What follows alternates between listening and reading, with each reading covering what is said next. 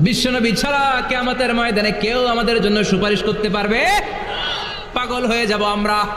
সূর্যটা মাথার কাছে, ক্ষুধায় তৃষ্ণায় জিহ্বাটা কুকুরের মতো বের হয়ে ঝুলতে থাকবে, মাথার মগজগুলো গলে গলে নাকের ছিদ্র দিয়ে কানের ছিদ্র দিয়ে বেয়ে বেয়ে পড়তে থাকবে।